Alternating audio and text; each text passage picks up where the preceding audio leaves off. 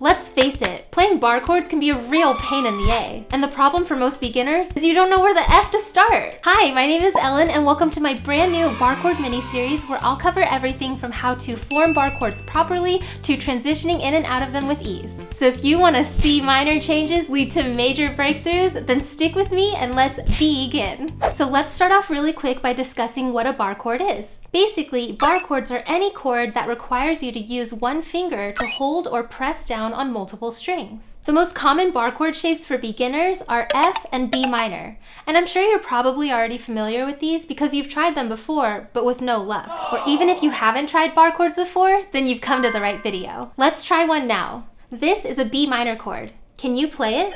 Go ahead and give it a try. If that didn't sound too good and now you're sitting there frustrated because you don't know what you're doing wrong, I'm gonna go over the top 5 mistakes that I see beginners making that in my opinion are what's preventing them from playing clean bar chords, and how to fix them. So let's get into it. Let's start right at the source of most people's struggles, which is the index finger we need to use to bar chords with. Because chord diagrams often show bar chords like this, I think a lot of beginners tend to lay their index finger flat across all the strings and right in the middle of the 2 fret wires. But placing it like this is too flat and too far for bar chords. A more effective way to bar your strings is to roll or rotate your finger about 45 degrees to the more bony side closest to your thumb. Because your finger tends to be less smushy on this side, it'll do a much better job at holding the strings down so they produce a clear sound. It's best to keep your finger as straight as you can, but if you find yourself having to curve your index finger a little bit to do this, just watch out for any knuckle crevices where a string might not be pressed down. Adjust your finger slightly so your knuckles are in between the strings, and that can help with reducing muted strings. After you roll your finger to its side, also make sure to slide it up as close as you can to the fret wire. As is true with fretting any chord shapes, the closer you can have your fingers to the frets, the less hard you have to press down, and the more clearly each note will ring out. Again, if you struggle with keeping your fingers straight, it'll be especially important for you to scoot up as close as you can to the fret wire to have a clear sound. Something my violin teacher taught me when I was 4 years old and still has stuck with me to this day is the idea of a waiter or a waitress hand. What I mean by that is holding your hand in a way that looks like you could carry a tray. When you cradle the neck of your guitar like this, it makes it so much harder to play bar chords because you're not giving your hand the room it needs to make the proper adjustments. Don't get me wrong, holding your guitar this way can be useful in certain situations, like when you want to mute strings or if you want to use your thumb to play different notes and things like that. But when it comes to playing bar chord shapes, just remember, you're not a waiter unless you are one. So instead of keeping your wrist touching your guitar neck, try moving it away to give your finger enough leverage to roll onto its side. Moving right along down the arm, let's talk about your elbow. You might have already started doing this when trying out the first 2 tips, but notice how when you roll your index finger and push out your wrist away from the guitar, your elbow will naturally follow these 2 movements to tuck in closer to your body. This positioning will help so much in cleaning up the sound of your bar chords, and it should feel more comfortable when you're doing so. Sometimes I'll see beginners popping their elbows out like a chicken wing when learning guitar. Although this might help you see what your fingers are doing a little bit more clearly, it's important to resist this when practicing bar chords, and in fact, embrace the complete opposite. If you can train your elbow to stay closer to your body whenever you're playing those bar chord shapes, then you can trade popping out for popping off.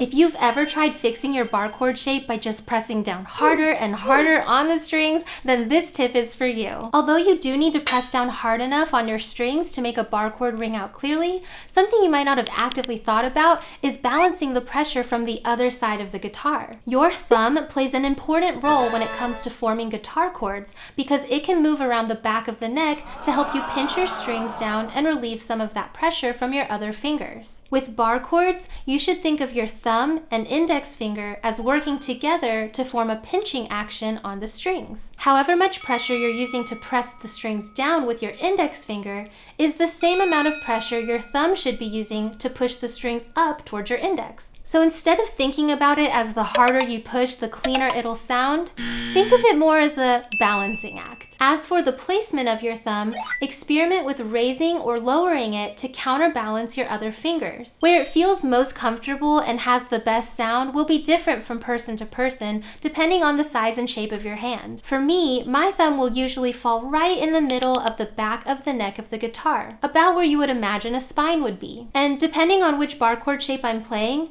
my thumb will move just slightly away from the spine. However, if you have bigger hands or longer thumbs, it might feel and sound better to scoot your thumb higher or lower than the spine. This is where a little bit of experimentation will help, but once you find that sweet spot, you'll know exactly where to aim every time you're trying to play a bar chord. Do you feel like the B minor chord shape is a little bit easier to play than the F chord shape? One reason for that is because generally speaking, the closer you're playing to the nut of the guitar, the harder it is to press those strings down. As you go higher up on the fretboard, the strings will have a little bit more slack to them, making it feel easier to hold them down. In addition, the frets get closer together the higher up you go, so anyone with smaller hands or less range of motion can use this to your advantage. If you find it difficult to play a clean bar chord near the nut of your guitar, then stop going nuts and shift to that same bar chord up higher on the neck. Not only does this allow you to keep your fingers a little closer together, but it should also feel easier to press the strings down. I like to start people around the 5th fret. Form your bar shape here, and as it starts to improve and feel easier over time,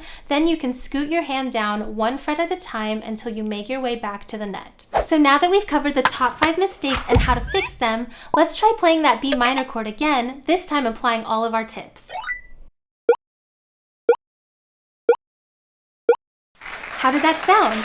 Hopefully better. If you heard an improvement in your bar chord since the beginning of this video, make sure to give me a thumbs up down below and let me know in the comments which tip helped you the most. Remember that everyone's hand shapes and finger dexterity is a little bit different, so feel free to take these tips and adjust them to better suit yourself. Also remember that playing bar chords is a skill, and as with any skill, you will need some time and patience and practice to get it down right. The most important thing to work on is having good form whenever you're practicing these bar chords, so that you can train your muscles to develop that muscle memory in an effective way. Which actually leads me to the next topic. Did you know every basic major or minor bar chord boils down to just one of 4 different shapes? In the next video, I'm going to show you how to form these shapes, what order to learn them in, and my top tips for how to practice them so that you can start sounding like a pro.